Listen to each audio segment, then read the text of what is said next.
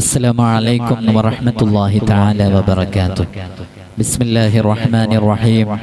الحمد لله رب العالمين والصلاة والسلام على سيدنا محمد وعلى آله وصحبه أجمعين أما بعد. അല്ലാഹു സുബ്ഹാനഹു വ തആല നമ്മുടെ ജീവിതത്തിൽ നാം അനുഭവിച്ചുകൊണ്ടിരിക്കുന്ന പ്രയാസങ്ങൾ, ബുദ്ധിമുട്ടുകൾ, വ്യതകൾ, നീറുന്ന പ്രശ്നങ്ങൾ എല്ലാത്തിൽ നിന്നും നമുക്ക് മോചനവും സലാമത്തും നൽകി അനുഗ്രഹിക്കുമാറാകട്ടെ. ജീവിതത്തിലുടനീളം ജഗന്നിയന്താവാകുന്ന റബ്ബുൽ ഇസ്സത്തിന് തഖ്വയിൽ അധിഷ്ഠിതമായി ജീവിക്കാനും ധാരാളം ഇബാദത്ത് ചെയ്യുവാനും പൂർണ്ണമായും ഹറാമിൽ നിന്ന് പിന്തിരിഞ്ഞ് ജീവിക്കാനും അല്ലാഹു ഇഷ്ടപ്പെടുന്ന യഥാർത്ഥ ആബിദീങ്ങളിൽ, സ്വാലിഹീങ്ങളിൽ ഉൾപ്പെടാനുമുള്ള വലിയ തൗഫീഖ് അല്ലാഹു നമുക്ക് നൽകി അനുഗ്രഹിക്കുമാറാകട്ടെ. ആമീൻ ബിറഹ്മതിക യാ അർഹമർ റഹീമീൻ. നമ്മുടെ ഈ തിരക്കിനിടയിൽ, നാം ചെയ്യുന്ന ജോലികൾക്കിടയിൽ അറിയാതെ നമ്മുടെ ഭാഗത്തു നിന്ന് നഷ്ടപ്പെട്ടു പോയ വസ്തുക്കൾ പല ആളുകളും നമ്മോട് വിളിച്ചറിയിക്കുന്ന വിഷയത്തിൽപ്പെട്ടതാണ്.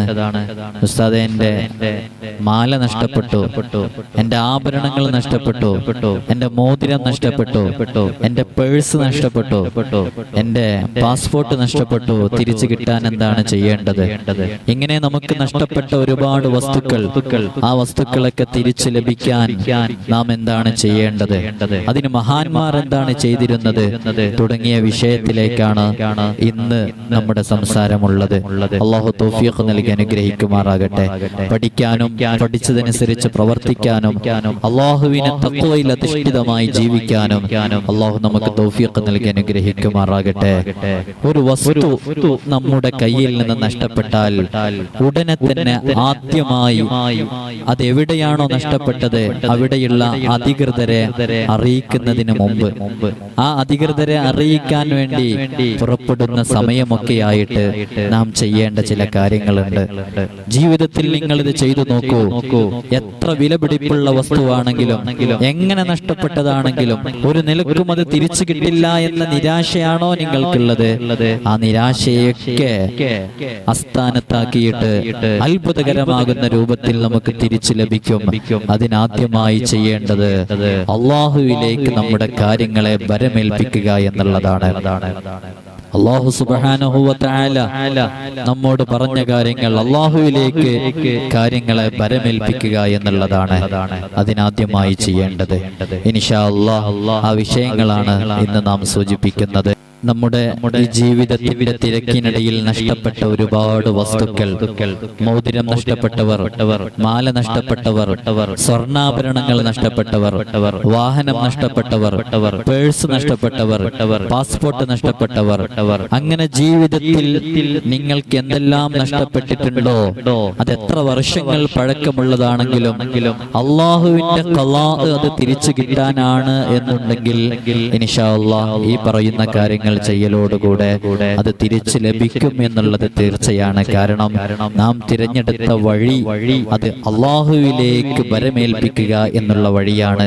അതുകൊണ്ട് അല്ലാഹുവാണ് എല്ലാ കാര്യങ്ങളും നിയന്ത്രിക്കുന്നത്. നഷ്ടപ്പെട്ട വസ്തുക്കൾ എവിടെയാണെന്ന് കൃത്യമായി അറിയുന്ന ജഗന്നിയന്താവാകുന്ന റബ്ബുൽ ഇസ്സ നമ്മുടെ ദുആ കാരണം, നമ്മുടെ പ്രാർത്ഥന കാരണം, നമ്മുടെ ദിക്ർ കാരണം അല്ലാഹു അത് തിരിച്ചു ലഭിക്കാനുള്ളതാണെങ്കിൽ തീർച്ചയായും നമ്മുടെ വാതിൽപ്പടിയിൽ അത് എത്തിയിരിക്കും, നമ്മുടെ വീടിന്റെ അകത്തളങ്ങളിൽ അത് എത്തിയിരിക്കും. ആരുടെ കൈവശമാണോ അതുള്ളത്, അതാരാണോ എടുത്തത് അവർക്ക് തിരിച്ചു നൽകാനുള്ള മനസ്സുണ്ടാകുക എന്നുള്ളതാണ് ഏറ്റവും വലിയ പ്രാധാന്യം. നമ്മുടെ ഒരു സ്വർണ്ണാഭരണം മറ്റുള്ളവരുടെ കൈവശം അത് അകപ്പെട്ടു എന്ന് സങ്കല്പിക്കുക, അത് തരാനുള്ള മനസ്സ് ആ വ്യക്തിക്കുണ്ടാകുക എന്നുള്ളത് ആ വസ്തു നമുക്ക് തിരിച്ചു ലഭിക്കാനുള്ള ഏറ്റവും വലിയ ഘടകമാണത്. ആ ഘടകം ഉണ്ടാക്കി കൊടുക്കാനും ആ നഷ്ടപ്പെട്ടത് ലഭിച്ച ആൾക്ക് അത് തിരിച്ചു കിട്ടാൻ, ആരുടെ കൈവശത്തിൽ നിന്നാണോ നഷ്ടപ്പെട്ടത് അവർക്ക് തന്നെ തിരിച്ചു കിട്ടാൻ അത് കൊടുക്കാനുള്ള മനസ്സുണ്ടായിരിക്കുക. ആ മനസ്സുണ്ടാകാൻ വേണ്ടിയിട്ടുള്ള ദിക്റുകളും ദുആകളുമാണ് പറയാൻ വേണ്ടി പോകുന്നത്. അല്ലാഹു തൗഫീഖ് നൽകി അനുഗ്രഹിക്കുമാറാകട്ടെ. ഏത് വസ്തു നമ്മിൽ നിന്ന് നഷ്ടപ്പെട്ടാലും അതെത്ര വിലപിടിപ്പുള്ളതാണെങ്കിലും നിങ്ങൾ ഈ പറയാൻ പോകുന്ന കാര്യങ്ങൾ ചെയ്തു നോക്കൂ. അത്ഭുതകരമാകുന്ന രൂപത്തിൽ അത് നമ്മിലേക്ക് തിരിച്ചെത്തും. അള്ളാഹു തൗഫീഖ് നൽകി അനുഗ്രഹിക്കുമാറാകട്ടെ. ചൊല്ലേണ്ടത്, ആദ്യമായി ചൊല്ലേണ്ടത് യാ ഹഫീളു യാ അല്ലാഹ് എന്നുള്ള ഇസ്മ, അത് 119 പ്രാവശ്യം ചൊല്ലുക. അതിനുശേഷം സൂറത്തുൽ ളുഹ വല്ളുഹ വല്ലൈലി ഇദാ സജാ മാ വദ്ദഅക റബ്ബുക വമാ ഖലാ എന്ന സൂറത്ത് 11 പ്രാവശ്യം ഓതുക. വസ്സമാഇ വത്താരിഖ് എന്ന സൂറത്ത് 7 പ്രാവശ്യം ഓതുക. അതിനുശേഷം അല്ലാഹുമ്മ റാദ്ദല്ലാല്ലത്തി വഹാദിയല്ലാല്ലത്തി തഹ്ദീ മിനൽ വലാല ഉർദുദ് അലയ്യല്ലാല്ലത്തി ബിഖുദ്റതിക വഫളിക എന്നും ചൊല്ലുക. ഈ പറയുന്ന ദുആ അബ്ദുല്ലാഹി ഇബ്നു ഉമർ റളിയല്ലാഹു അൻഹു തൊട്ട് റിപ്പോർട്ട് ചെയ്ത ദുആ ആണ്.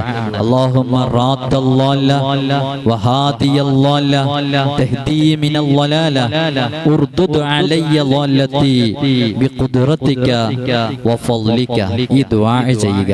ഈ ദുആ ചെയ്തതിന് ശേഷം യാ ജാമിഉ യാ അല്ലാഹ്, യാ ജാമിഉ യാ അല്ലാഹ് എന്ന് പറഞ്ഞ് നഷ്ടപ്പെട്ട വസ്തു തിരയാൻ വേണ്ടി ശ്രമിക്കുക. ഇൻഷാ അല്ലാഹ് അല്ലാഹുവിന്റെ തൗഫീഖ് കൊണ്ട് ബിഇദ്നില്ലാഹി തആല ആ നഷ്ടപ്പെട്ട വസ്തു നമുക്ക് ലഭിക്കും.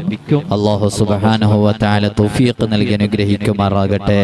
അർഹമർ റഹീമായ റബ്ബേ, ഒരുപാട് വസ്തുക്കൾ നഷ്ടപ്പെട്ടവർ, വലിയ വിലപിടിപ്പുള്ള വസ്തുക്കൾ നഷ്ടപ്പെട്ടവർ പലരും ദുആ കൊണ്ട് വസിയത്ത് ചെയ്തവരുടെ കൂട്ടത്തിലുണ്ട്. അർഹമർ റഹീമായ റബ്ബേ, അത് തിരിച്ചു ലഭിക്കാൻ, അത് ആരുടെ കൈവശമാണോ ഉള്ളത് അത് തിരിച്ചു കൊടുക്കാനുള്ള മനസ്സ് നീ നൽകണം അല്ലാഹ്, മനസ്സ് നീ നൽകണം അല്ലാഹ്. പല ഡോക്യുമെന്റ്സും നഷ്ടപ്പെട്ട് ജോലികൾ എത്രയോ ആളുകൾക്ക് നഷ്ടമായിട്ടുണ്ട്. അല്ലാഹുവേ, അതെല്ലാം തിരിച്ചെത്താനുള്ള വഴികൾ നീ എളുപ്പമാക്കി കൊടുക്കണം അല്ലാഹ്. ഞങ്ങളുടെ പ്രയാസങ്ങളെ നീ ദൂരീകരിക്കണം റഹ്മാനെ. ബുദ്ധിമുട്ടുകളിൽ നിന്ന് സലാമത്ത് നൽകണം അല്ലാഹ്. റബ്ബനാ ആതിനാ ഫിദ്ദുനിയാ ഹസന വഫിൽ ആഖിറതി ഹസനത വഖിനാ അദാബന്നാർ. ربنا تقبل منا إنك أنت السميع العليم وتب علينا إنك أنت التواب الرحيم آمين برحمتك يا أرحم الراحمين. എല്ലാവരോടും ഓർമ്മപ്പെടുത്താനുള്ളത്, പലരും എല്ലാ സമയത്തും നിസ്കാരത്തിന്റെ സമയങ്ങളിൽ പോലും ഫോൺ വിളിച്ചും മറ്റുമൊക്കെ കാര്യങ്ങൾ അറിയിക്കാൻ വേണ്ടി ശ്രമിക്കുന്നുണ്ട്. ആ സമയത്തൊക്കെ നമുക്ക് ഫോൺ എടുക്കാൻ വലിയ പ്രയാസമുള്ള സമയങ്ങളാണ്. പള്ളിയിലായിരിക്കും. അതുകൊണ്ട് തന്നെ ഫോൺ വിളിക്കുന്നവർ വൈകുന്നേരം 4 മണിയുടെയും 6 മണിയുടെയും ഇടയിൽ വിളിക്കാൻ വേണ്ടി ശ്രമിക്കുക. ഏത് സമയത്തും നിങ്ങൾക്ക് വിഷയങ്ങളെല്ലാം വാട്സാപ്പ് വഴി എഴുതി അറിയിക്കുന്നതിന് ഒരു തടസ്സവുമില്ല. നമ്മുടെ സമയത്തിനനുസരിച്ച് അത് നോക്കിയിട്ട് അതിന് പരിഹാരം കണ്ടെത്താൻ സാധിക്കും.